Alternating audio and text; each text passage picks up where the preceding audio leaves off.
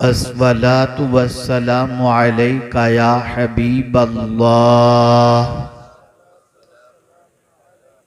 अस्सलातु वस्सलामु अलैका या नबियल्लाह। अस्सलातु वस्सलामु अलैका या नूरल्लाह व अला आलिका व अस्हाबिका या हबीबल्लाह सल्लल्लाहु तआला अलैहि वसल्लम। एक ईमान अफरोज़ खिताब मुझसे पेशतर मुहिब गिरामी हज़रत मौलाना सैयद अमीनुल क़ादरी साहब से आपने समाअत फरमाया। मैं भी एक सुलगते हुए मौजू पर फ़िक्र की दुरुस्तगी के लिए कुछ बातें अर्ज़ करने के लिए हाजिर आया हूँ। हो सकता है कि मेरी बात दिल के नेहा खाने में उतर जाए और हम खुद अपनी ज़िंदगी के बारे में, अपनी आखिरत के बारे में सोचने के सिलसिले में थोड़ा सा जहन इस्तेमाल करने की कोशिश कर सकें। इस वक्त पूरी दुनिया के अंदर मुसलमान ये कह रहा है कि मुसलमान मसाइब में घिरा हुआ है। कोई ज़मीन ऐसी नहीं नज़र आती जो जाए पनाह की हैसियत से हो। जहां देखो मुसलमान खौफ व हिरास के अंदर जिंदगी के लम्हात गुजार रहा है। इत्मीनान व सुकून मुसलमान की जिंदगी के अंदर नदारत। दुनिया के हर खित्ते में मुसलमान अपने आप को कमजोर, नातवां और बेबस महसूस कर रहा है और ये सोच रहा है कि ये हालात कैसे बने। तो एक ही चीज उसके जहन में आती है और वो चीज ये है कि लोग हम पर जुल्म करते हैं। मेरा जुमला खास तौर पर पढ़े लिखे हजरात और आप भी जहन के अंदर महफूज रखने की कोशिश करें। पहले मासियत नहीं, पहले मुसीबत नहीं, पहले मासियत है। मुसीबत के मामले के अंदर कुरान के इस फैसले को पेश नजर रखें। जब मासियत होती है तो मुसीबत दरवाजे पे दस्तक देती है। मेरे प्यारे आका सल्लल्लाहु तआला अलैहि वसल्लम के प्यारे दीवानों, इसके बारे में रब्बे कदीर ने इरशाद फरमाया, मा असाबका मिन मुसीबतिन फबिमा कसबत ऐदीकुम। जो मुसीबतें तुम्हें पहुंच रही हैं वो तुम्हारे हाथों की कमाई है। हमने कभी अपने बारे में गौर नहीं किया कि हम कैसे हैं। लोग कहते हैं हमें अच्छा बनना है। मैं एक नुस्खा अता कर देता हूं। अगर अच्छा बनना है तो अपनी खामियां तलाश करो और लोगों की खूबियां तलाश करो। लेकिन हमारा हाल यह है कि हम लोगों में खामियां तलाश करते हैं और खुद में खूबियां तलाश करते हैं। ए रसूल आज़म सल्लल्लाहु अलैहि वसल्लम के दीवानों, जब तक हमारी जिंदगी सीधे रास्ते पर थी, अल्लाह अज़्ज़ व जल्ल की रहमतों का नुज़ूल होता था, बरकतों का नुज़ूल होता था। और उसने कुरान मुक़द्दस में खुद वादा फरमाया, वलौ अन्नहुम अक़ामुत तौरात वल इंजील वमा उन्ज़िला इलैहिम मिर रब्बिहिम लअकलू मिन फ़ौक़िहिम व मिन तहति अर्जुलिहिम। कुरान का वादा है कि अगर तौरेत पर, इंजील पर और जो कुछ नाजिल किया गया उस पर कायम रहते तो हम आसमान से तुम्हारे लिए खाना उतारते और पैर के नीचे से तुम्हें हम बहुत कुछ नेमतें अता फरमाते। हमारी जिंदगी कुरान से हट गई। हमारी जिंदगी तालीमात नबविया सल्लल्लाहु अलैहि वसल्लम से दूर हो गई। हमारी जिंदगी का कोई लम्हा दाम और कोई लम्हा गुनाहों के दाग से खाली नजर नहीं आता। और आज की पोजीशन तो ये है, कोई रात मुसलमानों के लिए अल्लाह की बारगाह में सजदा रेज होने के लिए नहीं आती, बल्कि हर रात मुसलमानों के दामन पर गुनाहों के धब्बों में इजाफे के लिए आती है। न जाने हर रात मुसलमान अपने दामन पर कितने गुनाहों के धब्बों में इजाफा करता है। उसके बारे में कभी गौर करने का ख्याल नहीं, कभी गौर नहीं करता, कभी सोचता नहीं। ए रसूल आज़म सल्लल्लाहु अलैहि वसल्लम के दीवानों, ज़बानी जमा खर्च को अब खत्म करना पड़ेगा। दावा तो हम करते हैं कि रसूल रहमत सल्लल्लाहु अलैहि वसल्लम से बेपनाह मोहब्बत करते हैं, नारे भी लगाते हैं, लेकिन कभी अपनी रातों के बारे में गौर कीजिए और कभी मदीने के ताजदार सल्लल्लाहु अलैहि वसल्लम की रातों के बारे में गौर कीजिए। हमारी रातें गुनाहों के धब्बों में इजाफे के अंदर गुजरती हैं और मदीने के ताजदार की रातें हम सियाकारों के लिए बख्शिश की दुआओं में गुजरती नजर आती हैं। वो रात भर रोते हैं हमारी बख्शिश की खातिर, हमारी नजात की खातिर, हमारी मगफिरत की खातिर, हमें जन्नत का मुसाफिर बनाने की खातिर, और रोते इतना रोते कि आला हज़रत अज़ीमुल बरकत इमाम इश्क़ मोहब्बत को कहना पड़ा, अल्लाह क्या जहन्नम अब भी न सर्द होगा, रो रो के मुस्तफ़ा ने दरिया बहा दिए हैं। मैं तुमसे पूछना चाहता हूं, माँ रोए तो तुम अपनी आदतें छोड़ दो, बाप रोए तो बाप के रोने पर तुमको तरस आ जाता है और तुम सुबह उठकर काम पर चले जाते हो। बाप अगर तुम्हें मन्नतो समाजत करे स्कूल चले जाते हो, और अगर बीवी रोए तो उसको मनाने की खातिर न जाने उसके सामने क्या क्या चीजें पेश करने के लिए तैयार हो जाते हो। इतने जालिम हम हो चुके हैं कि हमें हुजूर के रोने का कोई ख्याल नहीं, आकाए करीम के आंसू का कोई ख्याल नहीं। जो रसूल हमारे ऊपर इतने मेहरबान हैं कि कदम कदम पर लम्हा लम्हा अपनी उम्मत की फिक्र में गुजारते हैं, और ये उम्मत है जो मुस्तफ़ा प्यारे की तालीमात को पसे पुष्ट डाले हुए है। मुसीबतें यूं ही नहीं आती।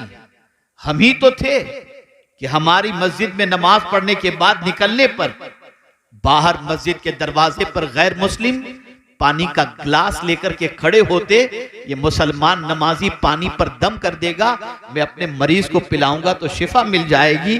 आज हमारी मस्जिदों के साथ ये सुलूक क्यों हो रहा है? ये हमारे करतूत का नतीजा है, ये हमारी गलतियों का नतीजा है।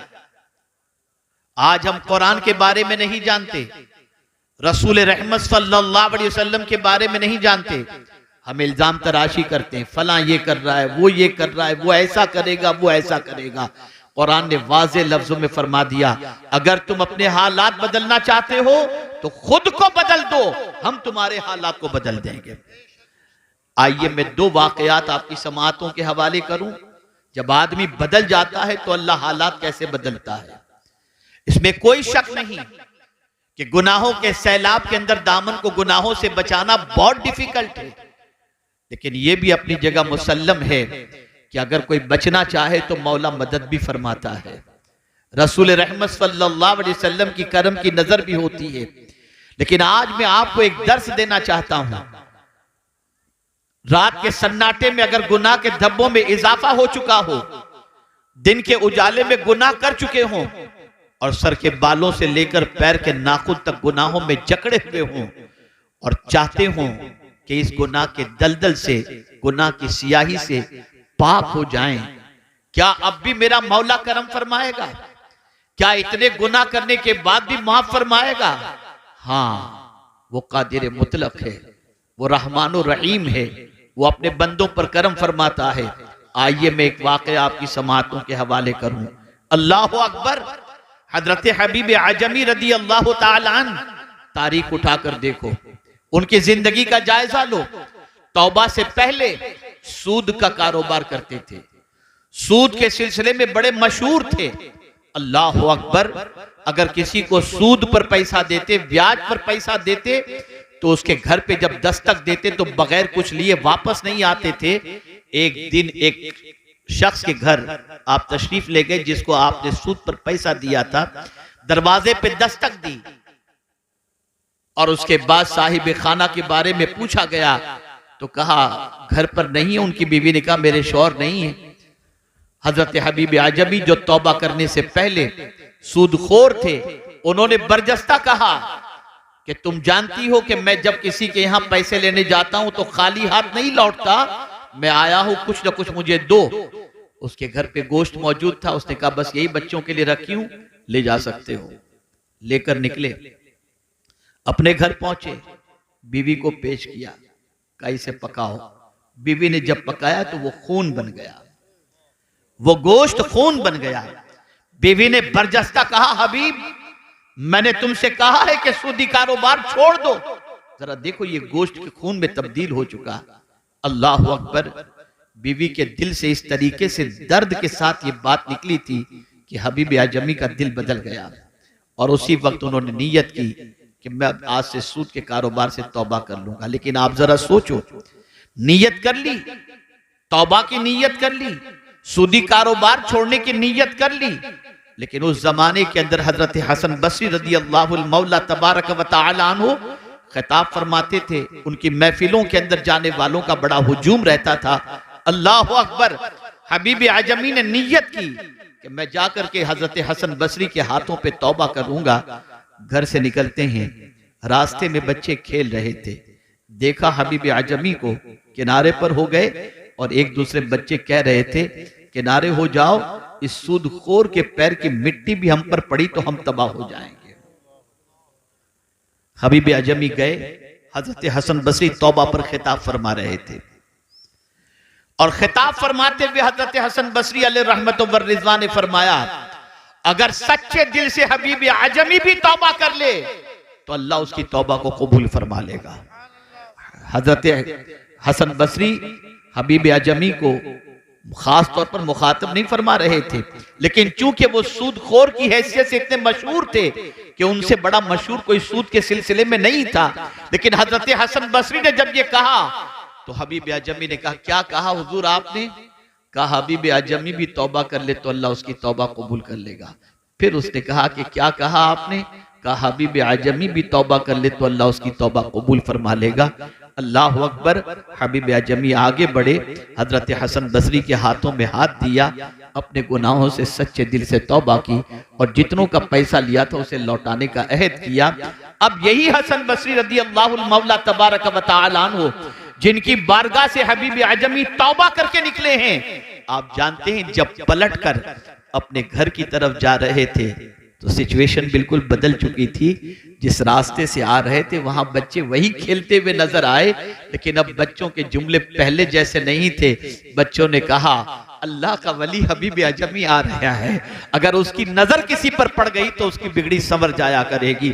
मैं पूछना चाहता हूं, अगर सच्चे दिल से बंदा गुनाहों से तौबा कर ले, अल्लाह उस तौबा की बरकत से कभी कभी तो ऐसा होता है इबादत से जो मकाम नहीं मिलता वो सच्ची तौबा की बुनियाद पर अल्लाह मकाम अता कर देता है। हजरत हबीब आजमी विलायत के महताब बन करके चमके और बड़े ऊंचे मकाम पर फाइज हुए। दामन पर गुनाहों के धब्बे लग चुके हैं, साफ करो इसे। जिस तरह से गंदे बर्तन के अंदर बिरयानी नहीं खाई जाती, ऐसे गंदा दिल होना तो इबादतों का असर नहीं होता। बदलो, मांझो अपने दिल को, साफ करो अपने दिल को, तौबा करो अल्लाह की बारगाह में सच्चे दिल से। अगर सच्चे दिल से तौबा नहीं करोगे तो मुसीबतें दरवाजों पर दस्तक देंगी, और अगर सच्चे दिल से तौबा कर लोगे तो अल्लाह कादिर मुतलक है, रहमानो रहीम है, और उस करीम के करम पर कुर्बान जाइए कि जब कोई बंदा तौबा करता है तो मेरा मौला इरशाद फरमाता है, इन्नल्लाह युहिब्बुत तव्वाबीन व युहिब्बुल मुतत्तहिरीन, कि बेशक अल्लाह तौबा करने वाले और पाक रहने वाले से मोहब्बत फरमाता है। आप जरा सोचो, बड़े बड़े जराइम एक जमाने में करने वाले लोगों को अल्लाह ने जब तौबा की तौफीक अता फरमाई तो फिर वो कितने ऊंचे मकाम पर पहुंचे। आइए हजरत फुज़ैल बिन अयाज़ अलैहि रहमत व रिज़वा की हयात तैयबा को देखिए आप। अल्लाह अकबर। डाका जनी का पेशा था, हर निकलने वाले काफले को लूटने का पेशा था। उस जमाने में एक ताजिर उस जगह से काफला लेकर सामान तिजारत के साथ गुजरने वाला था, जहां पर घात लगाए हुए फुज़ैल बिन अयाज़ बैठा करते थे। जब काफला वहां से गुजरने वाला था तो उन्होंने अपने साथ, काफले वाले ने अपने साथ एक कारी कुरान को रखा था जो रास्ते भर कुरान की तिलावत करता था। जब फुजैल बिन अयाज का अड्डा आ गया और काफिला वहां से गुजरने वाला था, कारी कुरान ने तिलावत की, अलम यानि लिल्लज़ीना आमनू अन तख्शअ कुलूबुहुम लिज़िक्रिल्लाह। क्या ईमान वाले के लिए वो वक्त नहीं आया कि अल्लाह से डरे और अपने कल्ब को अल्लाह के जिक्र से मुनव्वर व मुजल्ला फरमा दे। बस ये आयत करीमा पढ़नी थी कि फुजैल बिन अयाज के दिल पर इस आयत ने असर किया, चीख उठे और कहा, हाँ हाँ, ईमान वाले के लिए वक्त आ गया कि वो अल्लाह से डरे और तौबा करे और अल्लाह अज़्ज़ व जल्ल के जिक्र से अपने कल्ब को मुनव्वर व मुजल्ला करे। उसी वक्त तौबा की और तौबा करने के बाद फुजैल बिन अयाज अल्लाह अकबर, जितनों का माल लूटा था सबका माल अता कर दिया और उसके बाद सीधे मस्जिद नबवी शरीफ की तरफ बढ़े और वहां पहुंचने के बाद दरसे हदीस की महफिल के अंदर बैठे और बैठते बैठते अल्लाह ने फिर वो मकाम अता फरमाया कि हजरत फुजैल बिन अयाज रदियल्लाहु मौला तबारक व तआला अन्हु मस्जिद नबवी के अंदर खुद दरसे हदीस देने लग गए और जब उनके सामने कोई लफ्ज़ अल्लाह कहता तो कांप जाया करते थे। जब हजरत फुजैल बिन अयाज अलैहि रहमा का विसाल हुआ तो दुनिया ये कहने पर मजबूर हो गई, फुजैल इस दुनिया से नहीं गए, अल्लाह का खौफ इस दुनिया से चला गया। विलायत का मकाम हजरत फुजैल बिन अयाज को कैसे मिला? तौबा की बुनियाद पर। मायूसी के दलदल से निकलो। अगर आज तक गुनाहों के दलदल के अंदर डूबे रहे तो आज अल्लाह की बारगाह में सच्चे दिल से तौबा करो। सुन लो, मुसीबतें यूं ही नहीं आती, गुनाहों की वजह से आती है। मैं एक एग्जाम्पल के जरिए समझाऊं, शायद आपकी समझ में बात आ जाए। एक इंसान पर जब जुल्म और मुसीबतों के पहाड़ टूटते हैं तो वो इंसान कहता है, पता नहीं कौन सा गुनाह मुझसे हो गया था जिसकी सजा मिल रही है। उस वक्त वो गुनाह को याद करता है। इसलिए याद रखो, आज अपने गुनाहों को याद करो। और जानते हो ये कौन सा महीना है? ये शाबानुल मुअज्जम है। और इस महीने के बारे में हुजूर फरमाते हैं, शाबानुल मुतahhir, शाबान पाक करने वाला महीना है। इस माह मुबारक में सच्चे दिल से अगर तौबा कोई कर ले तो अल्लाह उसके गुनाहों को माफ फरमा दिया करता है, गुनाहों से पाक कर दिया करता है। मुझे हैरत होती है, ए रसूल आजम सल्लल्लाहु अलैहि वसल्लम के दीवानों, मुसलमान तौबा करने के लिए भी तैयार नहीं। मुसीबतें देखकर, परेशानियां देखकर, तकालीफ देखकर, जवाल की हालत देखकर आज भी तौबा करने के लिए तैयार नहीं कि अल्लाह अज़्ज़ व जल्ल की बारगाह में सच्चे दिल से तौबा करके मौला को मनाने की कोशिश की जाए। नहीं नहीं, उसे तो कल भी माअज़ल्लाह गुनाह करना है। बड़ी मादरत के साथ मैं अर्ज करूंगा, मैं कभी कभी कुछ तल्ख बातें भी कर देता हूं। हम जब आए मकान पर पहुंचे तो हमने देखा जब इस्तिंजे के लिए हम उतरे, वुजू के लिए जब खड़े हुए तो लोग लाइन से यूं खड़े थे। मैंने वुजू करने के बाद, मैंने फारिग होने के बाद मैंने लोगों से पूछा, बताइए आप में से कितने लोगों ने ईशा की नमाज पढ़ी है? कितने लोगों ने पढ़ी है? सन्नाटा था, कोई हाथ उठाने को तैयार नहीं। और चिल्लम चिल्ली शोरो गुल हमारे लिए खड़े होकर एहतमाम, ये सब करते हैं। कयामत में पूछा ही नहीं जाएगा कि तुम किसके लिए खड़े रहे और कितनी देर खड़े रहे। ये पूछा जाएगा रब की बारगाह में खड़े हुए कि नहीं हुए, नमाज पढ़े कि तुम नहीं पढ़े। और ये बात अच्छी तरीके से याद रखो, जो जानबूझकर एक वक्त की नमाज कज़ा कर दे उसका नाम जहन्नम के दरवाजे पर लिख दिया जाता है। ये कौम यूं ही तबाह नहीं हो रही, इसलिए तबाह हो रही है कि अल्लाह ने अपना दस्ते अमान उस पर से उठा लिया है। इसलिए कि हुजूर फरमाते हैं, जो जानबूझ करके एक वक्त की नमाज कज़ा करे अल्लाह उस पर से अपना दस्ते अमान उठा लेता है, कोई पनाह नहीं देगा। हम अगर तारीख उठा करके देखें, रसूल आजम की सीरत उठा कर देखें, सहाबा की सीरत उठा करके देखें, और हमें जो अल्लाह और उसके रसूल की तरफ से हुक्म मिला उसे देखें। लाओ मुझे कोई ऐसी मुसीबत जिसके लिए हुजूर ने नमाज का हुक्म न दिया हो। बारिश नहीं हो रही, नमाज इस्तिस्का। कोई मर गया, नमाज जनाजा। गुनाह हो गए, सलातुत तौबा। कोई हाजत है, सलातुल हाजत। अरे खुद हुजूर सल्लल्लाहु अलैहि वसल्लम जब कभी इस्तिराब की कैफियत के शिकार होते तो हजरत बिलाल से फरमाते, अरेहना या बिलाल, ए बिलाल मुझे राहत पहुंचाओ। बिलाल अजान कहते, हुजूर नमाज पढ़ लेते, हुजूर को राहत मिल जाती थी। तुम नमाज छोड़कर सब इधर उधर भटक रहे हो, वक्त ही नहीं है तुम्हारे पास नमाज का। और फिर वो लोग जो दौलत के अंदर डूबे हुए हैं, मालो जर के अंदर डूबे हुए हैं, और कुछ ऐसे भी हैं जो खूब खैरात और सदकात वगैरह करते हैं और माल लुटाते हैं, लेकिन नमाज नहीं पढ़ते और समझते हम तो बड़े खुश नसीब हैं, इतना माल, कोठी, बंगला, गाड़ी सब हमारे पास है और इतना पैसा हम अल्लाह के नाम पे लुटाते हैं। खुश नसीब न समझो, अगर नमाज छोड़कर ये सारी चीजें हैं तो खुश नसीब न समझो। एक तारीखी जुमला आपकी समाअतों के हवाले करता हूं। अल्लाह जब किसी बंदे से नाराज होता है ना, तो रोटी नहीं छीनता, सजदे की तौफीक छीन लेता है। सजदे की तौफीक छीन लेता है। माल का मिल जाना यह खुशबख्ती की अलामत नहीं है, सजदे की तौफीक का मिल जाना यह खुशबख्ती की अलामत है। आज हमारी कौम का हाल यह है, 2 साल का बच्चा फटाफट मोबाइल इस्तेमाल करता है, मां खुश हो रही है, बाप खुश हो रहा है। रोजाना रात को न जाने क्या क्या आज यूट्यूब पर देखा जा रहा है। मैं बड़ी मादरत के साथ, हमारे जितने भाई चैनल चला रहे हैं, बहुत मादरत के साथ, मेरे भाइयों आप इससे पैसा कमाते होगे,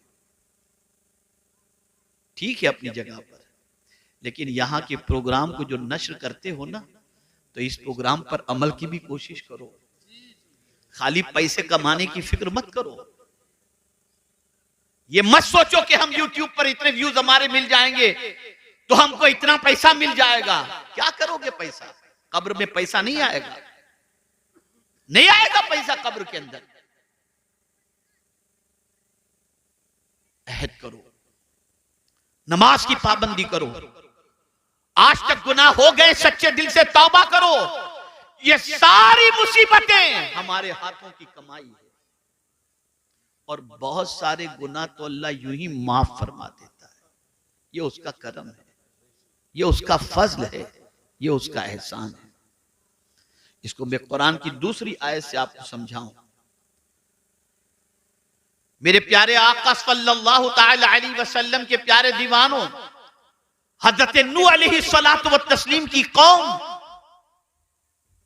गुनाहों में गिरफ्तार रही। हजरत नूह अलैहिस्सलाम की दावत को उसने कबूल न किया। 40 साल तक औरतें बांझ रही, किसी औरत की शिकम से कोई बच्चा पैदा नहीं हुआ। बारिश बंद हो गई, मवेशी मर गए। ये सारी मुसीबतें क्यों? हजरत नूह अलैहिस्सलाम जो पैगाम देते थे उस पैगाम पर उन्होंने अमल नहीं किया। लेकिन नबी तो बहुत नर्म दिल होते हैं ना, वो अपनी उम्मत का भला चाहते हैं। इस कौम को निकालने के लिए उन्होंने कौन सा मंसूबा अता किया? तो कुरान कहता है फकुल तुस्तगफिरू रब्बकुम। हजरत नूह अलैहिस्सलातु व तस्लीम ने अपनी कौम से कहा, ऐ मेरी कौम, अल्लाह से माफी मांगो, और अगर तुम माफी मांगोगे तो होगा क्या? युरसिली समा अलैकुम मिदरारा व युमदिदकुम बिअमवालिन व बनीन। अल्लाह फरमाता, हजरत नूह अलैहिस्सलाम कहते हैं, अगर तुम तौबा कर लोगे, माफी मांग लोगे, तो अल्लाह आसमान से तुम्हारे लिए बारिश बरसाएगा और माल के जरिए और बेटों के जरिए तुम्हारी मदद फरमाएगा। लेकिन ये मदद आएगी कब? जब तुम माफी मांगोगे, जब तुम माफी मांगोगे। इसको मैं थोड़ा सा साइकोलॉजिकल और नफ्सियाती तौर पर समझाऊं। गुनाह करने से दिल पर बोझ होता है और रोकर आंसू बहाने से दिल का बोझ हल्का हो जाता है। गुनाह किए, दिल पर बोझ हो गया, अल्लाह की नाफरमानी की, दिल पर बोझ हो गया। लेकिन बड़ी रात को अल्लाह की बारगाह में रो रो कर आपने तौबा कर ली, ये दिल का बोझ हल्का हो गया। मेरा करीम कितना अजमत वाला है कि उसकी बारगाह में तौबा करो तो दिल का बोझ भी वो हल्का कर दिया करता है। इसी तरीके से एक और आयत करीम आप देखिए, इंसान है, इंसान से गुनाह सरजद हो जाता है, लेकिन गुनाह के सरजद होने के बाद वो गुनाह पर मुसिर नहीं होता। कुरान कहता है वल्लज़ीना इज़ा फ़अलू फ़ाहिशतन औ ज़लमू अनफुसहुम ज़करुल्लाह फ़स्तग़फ़रू लिज़ुनूबिहिम वमन यग़फ़िरुज़्ज़ुनूब इल्लल्लाह वलम युसिर्रू अला मा फ़अलू वहुम यअलमून। और वो लोग जिनसे बेहयाई हुई, जिन्होंने अपनी जान पर जुल्म किया, फिर अल्लाह का जिक्र किया, अल्लाह से माफी मांगी। अल्लाह अकबर, अल्लाह अकबर। कौन है अल्लाह के अलावा जो गुनाहों को माफ फरमा दे? कौन है? माफी कौन नहीं मांगता? तवज्जो चाहूंगा, माफी कौन नहीं मांगता? जो अकड़ता है, जिसमें घमंड होता है, वो माफी नहीं मांगेगा। जिसके दिल में अल्लाह की मोहब्बत नहीं होती, वो माफी नहीं मांगता। ए रसूल आजम सल्लल्लाहु ताला अलैहि वसल्लम के दीवानों, ये मुकद्दस महीना माफी मांगने का महीना है, तौबा करने का महीना है। क्या मिला गुनाहों की वजह से? क्या जवाब देंगे अल्लाह की बारगाह में गुनाहों के एवज के अंदर? कोई जवाब देने की ताकत नहीं रखता। अल्लाह फरमाता है कयामत के दिन अल्लाह फरमाएगा इक़रा किताबक, अपना आमाल नामा पढ़। है किसी में ताकत पढ़ने की? ए रसूल आजम सल्लल्लाहु ताला अलैहि वसल्लम के दीवानों, सैयदना गौसुस सकलैन रज़ियल्लाहु मौला तबारक व तआला अन्हु, जिनको अल्लाह ने मां के पेट ही से वली पैदा फरमाया, उस गौसे पाक रज़ियल्लाहु तआला अन्हु की कैफियत क्या है? आखिरत का तसव्वुर जहन में आता है तो लरस जाते हैं और कहते हैं अल्लाह अब्दुल कादिर के गुनाहों को माफ फरमा, और अगर अब्दुल कादिर के गुनाह माफी के काबिल न हो तो कयामत में नाभीना उठाना, ताकि तेरे नेक बंदों को देखकर वो शर्मिंदा न हो जाए। वो गौसे पाक जिनकी बारगाह में चोर आए तो गौसे पाक उसे कुतुब बना करके भेजे, वो अल्लाह की बारगाह में इतना रो रहे हैं, और हमारा हाल अल-इयाज़ु बिल्लाह, अल-इयाज़ु बिल्लाह। आज इतना मजमा है, मैं पूछना चाहता हूं कितने लोग कुरान पढ़ना जानते हैं? नहीं। कितने लोग वुजू के फराइज जानते हैं? नहीं। कितने लोग गुस्ल के फराइज जानते हैं? नहीं। सीखना ही नहीं, दीन सीखना ही नहीं, दीन से कोई दिलचस्पी है ही नहीं। ए रसूल आजम सल्लल्लाहु अलैहि वसल्लम के दीवानों, होश के नाखून, ये मुसीबतें जो हमारे दरवाजों पर दस्तक दे रही हैं ना, ये हमारे हाथों की कमाई है, हमारे हाथों की कमाई है।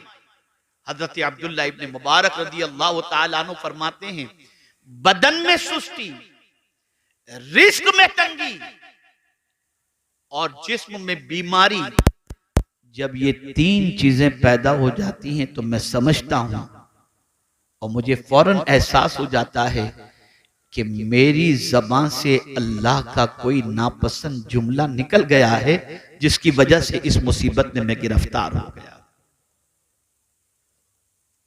अभी सैयद साहब आलिमुल गैब के बारे में और आलिम के मसले के बारे में बता रहे थे। आप जरा सोचो, अल्लाह के बरगुज़ीदा बंदों के दिलो दिमाग के अंदर आखिरत की फिक्र कितनी थी। एक बुजुर्ग बड़ी अच्छी तरीके से कपड़ा बुनते हैं और उनके दिमाग के अंदर ये चीज होती है कि मैंने बड़ी अच्छी तरीके से कपड़ा तैयार किया है, शहर के बड़े बिजनेसमैन को मैं जब ये कपड़ा दिखाऊंगा तो उससे अच्छी कीमत वसूल करूंगा। इस नीयत से बड़े एहतियात के साथ उन्होंने अच्छा कपड़ा तैयार किया। जब लेकर के उस बड़े कारोबारी के पास पहुंचे तो उस कारोबारी ने जब कपड़ा देखा, कहा ये रंग मैच नहीं खाता, ये धागा यहां नहीं होना चाहिए। न जाने कितने ऐब उसने निकालने शुरू किए। बुजुर्ग की आंखों से आंसू निकलने शुरू हो गए, बुजुर्ग की आंख से आंसू निकलने शुरू हो गए। तो फिर जो है उस कारोबारी शख्स ने कहा बुजुर्ग से कि बाबा आप घबराएं नहीं, मैं आपका कपड़ा खरीद लूंगा, रो क्यों रहे हैं? अब जवाब सुनिए। वो बुजुर्ग फरमाते हैं मैं इसलिए नहीं रो रहा कि तू मेरा कपड़ा खरीदेगा कि नहीं खरीदेगा, मैं तो सिर्फ इसलिए रो रहा हूं, बड़ी मेहनत से मैंने कपड़ा तैयार किया था, कोई कसर मैंने नहीं छोड़ी थी, लेकिन जांचने वाला तेरे जैसा शख्स था तो न जाने कितने ऐब निकाला। इबादत भी मैंने बहुत की है, जांचने वाला खुदा है, अगर वो जांच ले और मेरी इबादत को मुंह पे मार देगा तो मेरा क्या होगा। तसव्वुर था यह आखिरत का। कोई डर नहीं रहा हमारे दिल में, कोई खौफ नहीं रहा, बेखौफ हो चुके हम लोग, अल्लाह का डर दिल से निकल चुका है, इसलिए इज्जत भी गई, वकार भी गया, हर मुसीबत ने हमारे दरवाजे पर दस्तक देना शुरू कर दिया। ऐ रसूल आज़म सल्लल्लाहु ताला अलैहि वसल्लम के दीवानों, सच्चे दिल से तौबा करो। और मैं यकीन के साथ कहता हूं, आज तक अगर गुनाह के दरवाजे पर दस्तक देते थे ना, तो आज के बाद से नेकियों के दरवाजे पर दस्तक दो। आज तक अगर बुराइयों के दरवाजे पर दस्तक देते थे, तो आज से कुरान को पकड़ के उसकी तिलावत करना शुरू करो। खुदा की कसम, मेरे रब का वादा हक है, इन्नल्लाह ला युगय्यिरु मा बिकौमिन हत्ता युगय्यिरु मा बिअनफुसिहिम, बेशक अल्लाह उस कौम की हालत को नहीं बदलता जो कौम खुद अपने आप को न बदले। एक बात अर्ज करके मैं अपनी गुफ्तगू को खत्म करता हूं, और वो बात ये है, तवज्जो चाहूंगा। आप जानते होंगे कि आपके मोहल्ले में फलां शख्स रहता है, नमाज नहीं पढ़ता, कभी कभी नमाज पढ़ लेता है, आप जानते हैं कि वो सिगरेट भी पीता है, आप जानते हैं कि वो बहुत सारे गुनाह करता है, गाने भी गुनगुनाता है, सारी चीजें करता है, आपको सब मालूम होगा। लेकिन अचानक किसी, हमारे इतने उलमा हैं, इनमें से किसी आलिम ने उसको समझा दिया होगा कि भाई तुम्हारे पास बहुत दौलत है और तुम्हारे ऊपर साहिब इस्तिताअत होने की वजह से हज फर्ज हो चुका, तुम्हें जल्दी से हज कर लेना चाहिए। उसका भी मन बना, चलो मैं हज कर लूं। जानते हो आपकी ये बेदमाशी है, जानते हो आप कि इसकी जिंदगी गुनाहों के अंदर लथपथ है, लेकिन उसने हज का फॉर्म भर दिया या किसी टूर के अंदर बुकिंग करवा ली, और आकर के आपसे मिल करके कहता है हजरत इंशाअल्लाह मैं कल हज के लिए जा रहा हूं। अब आप उसके गुनाह को नहीं देखते, उसके किरदार को नहीं देखते, आप आलिम हैं, 5 वक्ता नमाज के पाबंद हैं, फिर भी उससे कहते हैं भैया जरा वहां दुआ में याद रखना, दुआ में याद रखना, या अल्लाह माजरा क्या है। इसके सारे पोल मालूम होने के बाद ये उस तरफ जा रहा है, तो आलिम भी दुआ की गुजारिश कर रहा है, तो जवाब मिलेगा। तुम अपना रुख खुदा की तरफ करके तो देखो, मौला तुम्हारा वकार और तुम्हारी इज्जत के अंदर इजाफा फरमा देगा। बदलो, अपना रुख बदलो मेरे भाइयों, बदलो। हालात इससे बदतर भी आए हैं, लेकिन अल्लाह वालों ने अल्लाह का दर नहीं छोड़ा, अल्लाह की बारगाह नहीं छोड़ी, अल्लाह के रसूल सल्लल्लाहु अलैहि वसल्लम पर दुरूद मुबारका और साथ ही साथ अल्लाह के रसूल सल्लल्लाहु अलैहि वसल्लम की इताअत से रूगर्दानी नहीं की। आज हम गुनाह के अंदर डूबे हुए रहते हैं, बुराइयों में डूबे हुए रहते हैं, और समझते हैं कि हमारे हालात बदल जाएं। नहीं बदल सकते। इल्म हासिल करो, इल्म दीन भी हासिल करो, इल्म दुनिया भी हासिल करो, और ये जुमला याद रखना, मुसीबत पहले नहीं है, मासियत पहले, और मासियत के बतन ही से मुसीबत जन्म लेती है। गुनाह करना छोड़ दो, बुराइयां करना छोड़ दो, अल्लाह रब्बुल इज्जत जल्ल जलालहू करम की नजर फरमाएगा और इनाम और इकराम की बारिशें नाजिल फरमाएगा। मैं दिल की अता गहराइयों से मुंतज़िमीन इजलास, हमारे माशाअल्लाह बुजुर्ग जो यहाँ पर खानका भी चलाते हैं, इदारा भी चलाते हैं, माशाअल्लाह, अल्लाह ताला इस इदारे से फारिग होने वाले जुमला तलबा पर करम की नजर फरमाए, उनके असातिज़ा पर करम की नजर फरमाए, और साथ ही साथ हम सबको अल्लाह अज़्ज़ व जल और उसके रसूल सल्लल्लाहु अलैहि वसल्लम की इताअत की तौफीक नसीब फरमाए। मेरे प्यारे आका सल्लल्लाहु अलैहि वसल्लम के प्यारे दीवानों, बहुत लहव व लईब और गफलत के अंदर हमने अपनी जिंदगी गुजार ली।